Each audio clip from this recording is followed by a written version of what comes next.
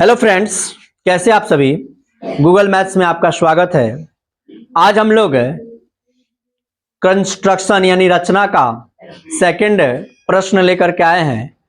कल वाला आप लोगों ने वीडियो देखा होगा, अगर आप नहीं देखे हैं तो जल्दी से जाइए देखिए, समझिए कि एक रेखाखंड का रचना कैसे करेंगे, कैसे उसे डिवाइड करेंगे, कैसे उसको मापेंगे, सब मैंने बताया है।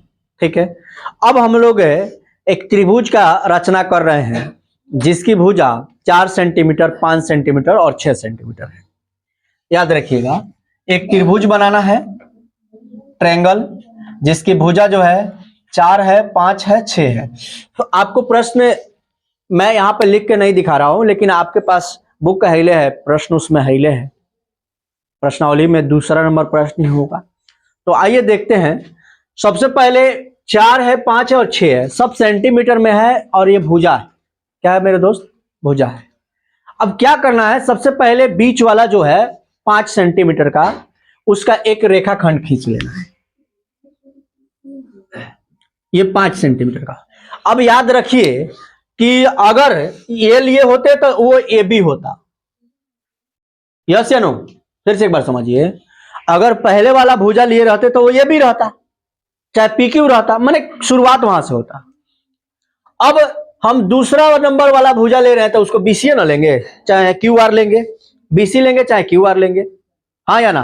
तो इसको मान लीजिएगा बी या सी या चाहे क्यू आर, कुछ भी, समझे? आइए आगे।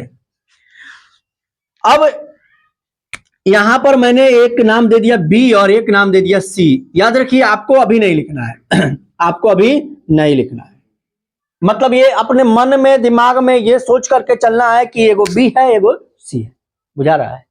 आइए अब यहां पर परकाल रख करके, कहां पर? यहां पर परकाल का नोक रख देना है और अपने स्केल में 4 सेंटीमीटर माप लेना है। ए वाले का, ये पहले वाले का कितना का? 4 सेंटीमीटर। कितना का? लाइए तो भाई स्केल, परकाल लाइए तो। देखिए ऐसा होता है स्केल, ये है परकाल और इसके अंदर ये है पेंसिल, समझ रहे हैं ना?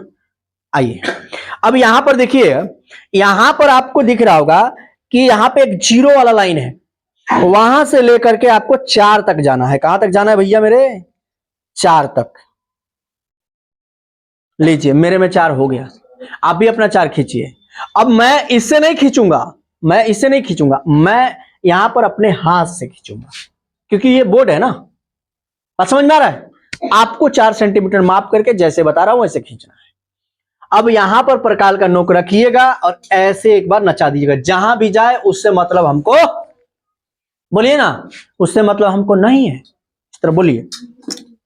आइए ये देखिए, यहां पर एक बार ऐसे नचा दिएगा। अब देखिए एक ही बार में नचाना है। फिर अब देखिए, मैंने 2 आरोहणी किया, इसमें 2 बार किया तो यहां पे टेढ़ा हो गया, तो ये मेरा हो गया रॉन्ग। क्या हो गया? रॉन्ग। ये गलती आपको नहीं करनी है, यही बात मैं आपको समझाना चाह रहा हूं। अब आप क्या करिएगा, इसको मिटाइएगा, बार बार मिटाना भी नहीं है, ये भी गलती है। बात समझ में आ रहा है ना? क्योंकि टीचर समझेगा कि इससे बहुत बार गलती हुआ है, फिर आप ये सही कर रहा है। सब बताना चाह रहे हैं, सब आपको समझाना चाह रहे हैं। अब आगे देखिए, यहां से एक बार उठाना है और डायरेक्ट एक बार ऐसे खींच देना, एक ही बार में। क्लियर? आगे बढ़िए आगे। अब यहां पर इसको क्या करना है, यहां पर अब सी पर परकाल का नोक रख लेना है। कहां पर? सी पर। अब सी पर परकाल का नोक रखना है और याद रखिए 6 का, जैसे 4 का नापे थे उसी प्रकार से 6 का मापेंगे और 6 पर माप करके यहां पर ऐसे खींचेंगे, ऐसे। अब ऐसे खींचेंगे तो आप रूपी है कि ये थोड़ा सा उधर जाएगा, क्यों? क्योंकि ये लंबा है तो इधर आएगा, ये छोटा है 4 है, ठीक है। अब क्या करेंगे, इसको यहां से रख करके मिला देंगे, इसको क्या करेंगे? मिला देंगे। मिला दिए? इसमें कोई डाउट है तो बताइए। नहीं है? अब आपको प्रश्न में कहा है कि 2:3 के अनुपात में, कितना में कहा है भैया? देखिए तो 2/3 गुनी, यानी कि 2/3 गुनी कह रहा है। अब देखिए, ये 2/3 और 3/2 दोनों में फर्क समझा रहा हूं आपको। क्या है? अब जैसे 3/2 कहेगा तो ये ऊपर आगे बढ़ेंगे, इसमें भी आगे बढ़ेंगे, ठीक है। आज जब 2/3 करे, देखिए 3/2 कहेगा तो आगे बढ़ेंगे, और 2/3 है तो नीचे आएंगे। क्लियर? इतना बात समझ में आ रहा है ना? जब ऊपर ज्यादा नीचे कम तो आगे, और जब ऊपर कम नीचे ज्यादा, ठीक है, तो अंदर। इतना बात समझ में आ गया?